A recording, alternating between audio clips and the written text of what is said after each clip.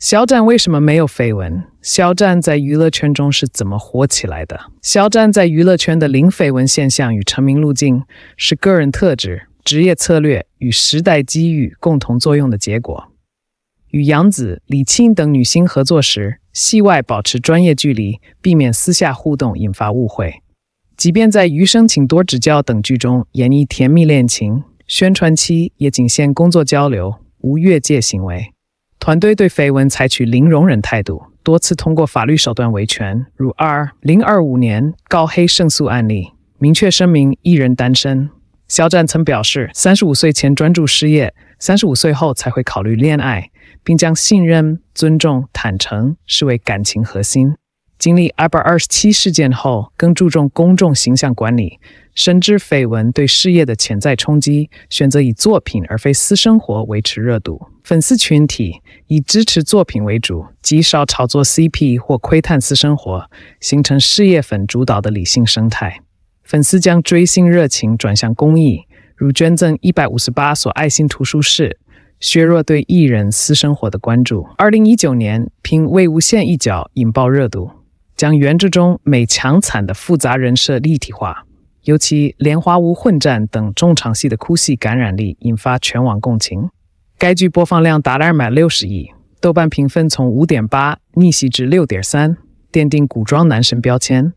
正如业内评价，它让市场意识到真正的顶流无需绯闻镀金，作品自会说话。中国只有2部剧进 IMDb 全球100大榜单，一部是肖战主演，另一部也是。2019年，《陈情令》横空出世，凭借古风仙侠题材迅速席卷海外，成为首部跻身全球热播榜单的国产剧。6年后，《藏海船》凭借其权谋史诗性质再度刷新纪录，其 IMDb 评分飙升至 9.5 分，登顶全球23个国家的热播榜，而 1.5 万名外国观众的打分将内娱爆款泡沫击得粉碎。当内娱还在争夺顶流头衔时，肖战通过2部现象级作品为文化输出开辟了全新的路径。他的咖位已无可再生，因他早已站上山顶。仅仅18天，《藏海船》便在 IMDb 最受欢迎电视剧榜单中跻身第53位，成为华语剧首次跻身该榜单前100名，而其前辈《陈情令》也在此榜单上占据了一席之地。2部剧独占全球100大剧集的位置，犹如孤峰对峙，令人不禁感叹6年来内娱未曾能突围的尴尬现实。韩国网友在未播先造的热情中，论坛分析点击量突破10万次。预告片中肖战被剑指喉间的镜头被疯狂转发，调侃为国产版啊好凉的经典场面。Studios 公司迅速增派翻译团队，力求精准传达剧中明朝官夫莽文的品级隐喻，以及风水堪舆的东方玄机。导演郑晓龙在抢肖战时险些与徐克动手。射雕原定于11月杀青，但因肖战的演技激发了徐克的灵感，导演要求增加戏份，导致拍摄延迟至12月才完成。急切的郑晓龙直奔片场探班，见到肖战在凌晨3点仍与副导演细致推敲每个镜头，不禁感叹：他眼里有光，手上带戏，这哪是流量明星，分明是戏疯子。藏海船以其烧脑的权谋戏码，令人如迷宫般困惑。肖战饰演的藏海，表面上是一个纯良的堪舆师，实则是背负着血仇的复仇者。在一场雪地中的哭戏中，他用不到10秒的时间切换了4种不同的情绪，从绝望的泪水微干到指尖已渗透杀意，从朝堂上含笑侦查到袖口褶皱暴露出紧绷的肌肉。观众惊叹道：顶级魅魔，这张脸越无辜，算计越致命。IMDb 的 9.5 分背后是 1.3 万条海外评论的支持，其中一条被高赞的评论写道：不必懂中文，看他眼睛就懂权谋。然而藏海船在豆瓣上的评分至今未开，网友纷纷表示，如果低于9分，那只能是黑子刷屏。台媒环球时报在头版报道中认证了其破圈文化输出，甚至有台湾青年因剧而萌生前往重庆吃火锅的念头，弹幕也纷纷刷爆最强陆剧的标签。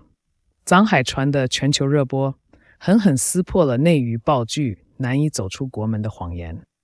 灯塔数据显示，该剧单日市占率高达 49.03%， 意味着全国一半的电视都在播放它。优酷更是认证其为台网双爆，而抖音的话题播放量突破100亿。当同行还在讨论热搜登顶时，肖战的2部剧已经让汉语对白响彻23个国家的屏幕。尽管郑晓龙曾表示不用流量明星，但肖战彻底颠覆了这一观念。他不仅让角色复活，更在演绎过程中注入了深厚的情感。藏海传中，藏海的黑化无需浓妆，只靠着仙子官袍下逐渐直的脊背，以及袖中暗藏的皮影刀来展现。这一道具的加入是肖战亲自提议的，皮影能杀人，才是中式权谋的优雅。藏海传的海外征途犹如一面照妖镜。IMDB 因大量中国 IP 刷一星而启动了防恶意评分机制，新注册的账号全被拦截。尽管有人嘲讽粉丝特供，但台网双爆的真实数据早已打脸。若全靠粉丝，那每2个中国人里就有1个是肖战粉，这根本不可能是顶流，简直是国民级。6年来，内娱依旧在复制单改101，而肖战却跨越了仙侠，跳跃至谍战领域。在藏海传中，他借着风水罗盘布下杀局，海外观众甚至为研究八卦方位而翻烂了易经。韩国的论坛上专门开设了分析平津侯朝服蟒纹密度的楼层，而日本推特上的热搜也惊现沧海仿妆话题。当国产剧深陷甜宠内卷时，东方权谋美学已在全球范围内收获了越来越多的关注。全球100大剧集华语唯2上榜的标题下，一条热评被点赞到置顶。内娱给6年都捧不出第3个肖战，是因为他们忙着造神，而他低头打磨酒色。在藏海传的片场花絮中，肖战为一场火戏反复冲进浓烟，熏红的眼眶不是演技，而是真正的生理泪水。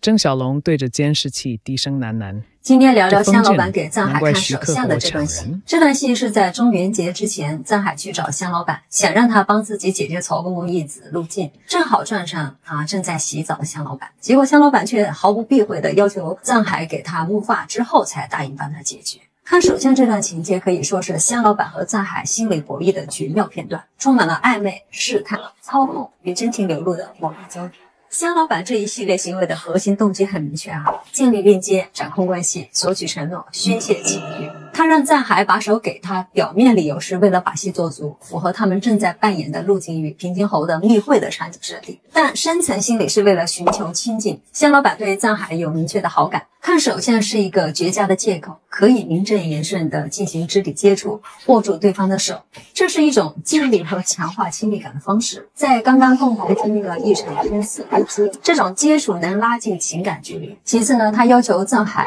手给我，也是一种微妙的权力展示和服从性测试，包括在此之前让藏海帮他木发才能答应他一样。藏海求他帮忙处于相对弱势，至少表面是这样的他利用这个情境呢，看藏海是否会顺从他的要求，哪怕是非必要的。在做戏的掩护下呢，他可以半真半假的表达自己，试探藏海的反应。那从香老板说的话里能听出什么呢？你这姻缘线深起绵长，子女宫饱满红润。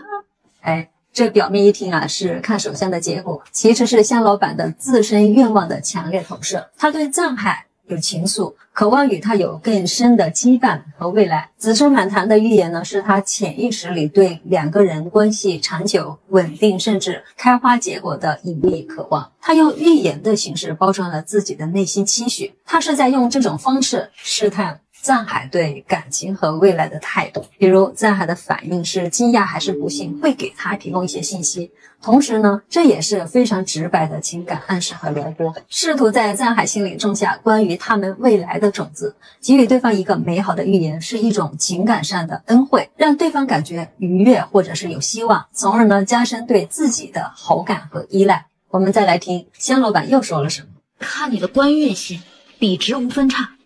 藏大人日后一定平步青云，官运亨通。不过你恐有牢狱之灾。哦，那请问该怎么解啊？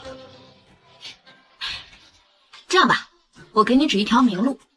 从你的住处出来，往东走3里，再往北过3条街，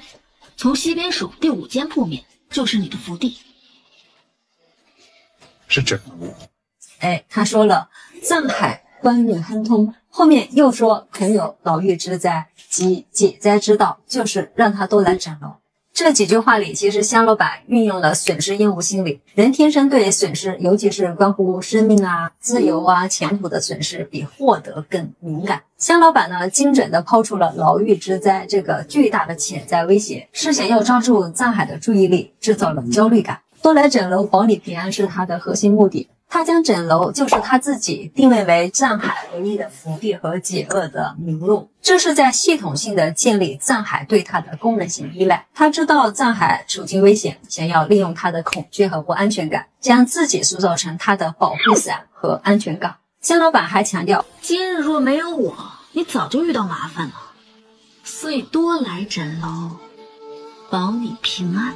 这句话是提醒藏海欠他的人情，强化他们之间呢已经形成的共谋关系啊，一起杀陆晋啊，演戏骗场位啊，让藏海意识到他的不可或缺性。最直接的目的是希望藏海主动且频繁的来找他，创造更多的相处和深化感情的机会。他需要持续的接触来巩固自己的位置和感情。那后面香老板为什么要抓藏海的手呢？因为香老板对藏海是付出了巨大的代价和风险的。你们想呀，他并不知道藏海的真正的目的，但还是参与了这场阴谋，还亲自刺杀。陆晋那么难杀，他派出去的人都死了，最后还得他亲自出马才解决掉的。他能付出那么多，原因只有一个，他渴望得到藏海的信任和真心作为回报的。藏海那句如果将来有一天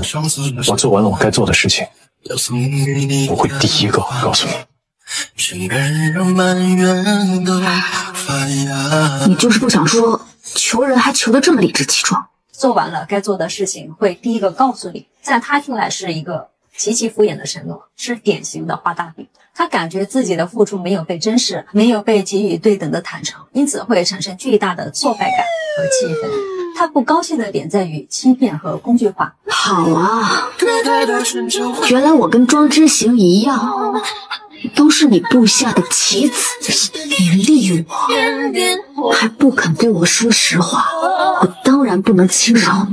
这句话就精准地表达了他内心最深的恐惧。他内心是害怕自己在他的心里只是一个被利用的工具，而非是特殊的存在。他之前的付出和情感投入仿佛成了一个笑话。抓藏海呢，看似是惩罚，也是香老板的情绪宣泄。他在用极端的形式测试藏海的底线，看他是否会反击，看藏海对他的容忍度到底在哪。这是一种带着疼痛的情感确认。更重要的是，看藏海是否会因此正视他的不高兴、愤怒和受伤，从而呢给予他所渴望的真诚回应。当藏海说你不是棋子，你也是我的朋友，